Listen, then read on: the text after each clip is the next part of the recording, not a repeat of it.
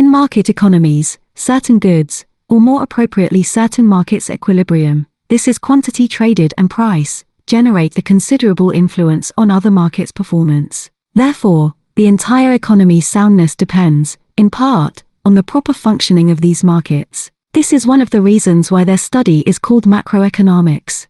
The macroeconomic elements that allow society's productivity have been of interest to scholars, politicians, and developmental institutions. We will study two of those elements: monetary stability and fiscal balance.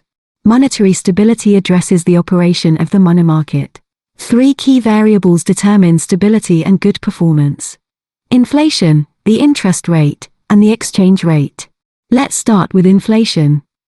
Inflation is the continuous and generalized increase in prices. Excluding government policy, it is caused by two main reasons. The first is the scarcity of one or more goods that can impact the generalized level of prices. This situation occurs mainly in goods that are called commodities, which are goods that are traded in the market in the way they are found in nature or with minimal transformation. For example, agricultural produce or minerals, which may have some transformation. But, in general, all producers offer a very standardized good, almost in its natural state. The second cause is an increase in demand, as the consequence of an increase in a nation's wealth, for example, as a product of an oil bonanza. The most used indicator to measure inflation is the Consumer Price Index or CPI, which compares prices in a particular year against the prices of a chosen base year. Let's look at this in a graph. This is the country's CPI average. What do we have here? 2010 has been chosen as the base year. A goods basket has been defined, and its cost is recorded every year.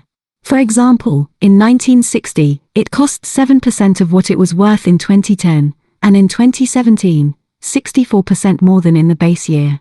If you look at the index, it's built by comparing any year against 2010, the base year, but it helps us compare the prices of any pair of years. The index is 100 for the base year. Usually backward it's less than 100, unless there has been a price decrease or deflation, and forward, it's greater than 100. In this case, during 60 years the CPI has increased almost 45 times. Now let's delve into the interest rate. To do so, let's see how the money market works. Here are several elements. Let's start with the credit market. What's in the credit market? Some people have money to save and want to be paid a return on their savings, and some need to borrow money and are willing to pay for it. Among the former are savers and in the latter are consumers, for instance those who want to buy a house, and investors who want to make productive ventures. Banks or any financial institution usually intermediate these actors. There is also the stock market. The supply is, again, made up by the savers who want to buy stocks. The demand is formed by the corporations selling that stock. While in the credit market, the saver has a guaranteed return, with very low risk but also small.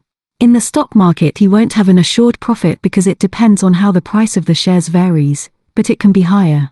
In the stock market, there is no credit. In this case, the saver becomes co-owner of the company.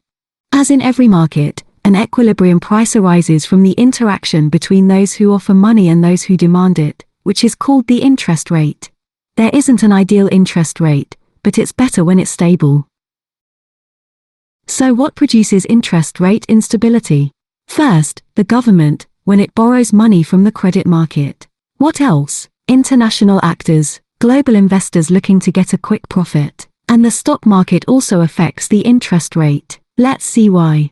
In countries where the stock market is vigorous, which are not very many, it competes with the credit market. This is so because the savers face both markets, the credit, and the stock market, searching for the highest return on their money. If there is poor performance in the stock market, savers will prefer the credit market, which will cause the interest rate to decrease due to the greater availability of resources. On the contrary, if the stock market performance is good, sometimes as a consequence of financial products a little too creative and of dubious reputation, well, savers will take their money out of the credit market, from the banks, and prefer to buy shares and other financial products offered by the stock market. This will make the interest rate increase because of the less supply of money for credit. The central bank participates in stabilizing the fluctuations generated by this dynamic, given that it has money reserves, in addition to the institutional power to print it. If they issue money, its supply will increase and lower the interest rate. But they can also demand money, offering bonds, taking money out of circulation, in which case the interest rate will rise. All this interaction is what determines the level of the interest rate and its variability. Here we can observe the fluctuations of the global average interest rate for a little more than half a century. The mean is 15%, contained in a band that moves from 5 to 45%. The last element of monetary stability is the exchange rate. The exchange rate results from the interaction of the exchange market, where foreign currencies are traded. We are interested in those currencies of international acceptance, which actually comes down to two globally consolidated currencies, the US dollar and the euro. The price of a foreign currency is the exchange rate. Who are the participants in an exchange market? Fundamentally, there are two major ones. On the supply side are exporters, and on the demand are importers. Why exporters? Because they send their products abroad, where they are paid in foreign currency that they bring to the national market to exchange it for the local currency. Conversely, importers must pay their international suppliers in an accepted foreign currency and, therefore, they must locally buy that foreign currency and send it abroad. Exporters and importers are the leading players in the exchange market, but investors, tourists, and nationals sending remittances also play a role. With this context in mind, and looking at the specific case of exporters and importers, we can say that the exporter is better off with an exchange rate as high as possible because he would obtain the largest amount of local money for the foreign currencies he brings. The opposite happens to the importer. It works for him the lowest possible exchange rate, as he would need less local currency to acquire the foreign ones with which he pays his suppliers abroad. Therefore, there isn't necessarily an ideal exchange rate, and this is another case where the main attribute will be stability. Let's close this exchange market analysis by looking at the exchange rate with purchasing power parity. This allows us to compare baskets of goods between two countries. The World Bank estimates this indicator. It compares all the world's currencies against the US dollar, therefore, this currency gets the value of 1. Let's appreciate the usefulness of this indicator.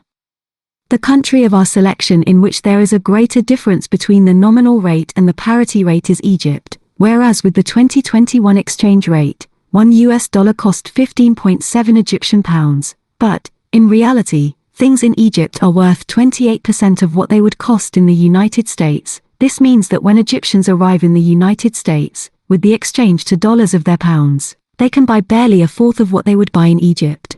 Let's look at an exceptional case, that of the euro. This currency used in several countries cost about 95 euro cents for a dollar in 2021. And that dollar will be enough to buy in the United States 76% of the things we would buy, for example, in Italy. But the same euros, converted to the same dollar, would buy 88% of what is purchased in the Netherlands. That is, things are cheaper there than in the United States but more expensive than in Italy. In the case of the Swiss franc, the relationship is the opposite. In 2021, to buy a US dollar, we needed 97 cents of a Swiss franc. However, with the US dollar, we will buy 121% of the things in Switzerland, that is to say, that the same money gets us more in the United States. The second factor of macroeconomic stability is fiscal balance. Financing prosperity requires the generation of income by the government. In most societies, government's major income comes from taxes and a smaller part from other sources, such as fuel extraction. However, levying taxes is highly unpopular. Moreover, they can discourage private initiative, even causing national capital to go abroad in search of better fiscal conditions, and hindering the arrival of foreign investment. If the government decides to borrow money to avoid collecting taxes, it will push the interest rate upwards. If the government, in order not to have to levy taxes, or borrow, asks its central bank to issue money, this produces inflation. Therefore, the government's activism in search for income, through the different mechanisms at its disposal, has to be done with caution, navigating between inflation, interest rate fluctuations, and the potential discouragement to investment, to avoid the cure being more expensive than the disease. The World Bank estimates that, on average, the public sector accounts for 18% of GDP. This figure hasn't changed much. The oldest standardized account we have is from 1970, when public spending represented 16% of GDP. The World Economic Forum annually prepares its Global Competitiveness Index, an aggregate of 12 pillars or sub-indices that take the pulse of different aspects of the economic, political and social life of 141 countries. Pillar number 4 measures macroeconomic stability and assesses each country's fiscal behavior and inflation, based on several related indicators. This estimate helps us to evaluate the budgetary behavior of a nation. The graph shows how several countries in our sample have a perfect score of 100 points in their macroeconomic stability. Likewise, others, such as Venezuela, have deficient scores. The world average stands at 79. At the regional level, again, the OECD and the European Union have the best averages and Sub-Saharan Africa the worst. This graph brings the historical data of the global average for the fiscal balance or difference between government revenues and expenditures. The fiscal behavior has been somewhat fluctuating, and there are more years with a surplus than a deficit.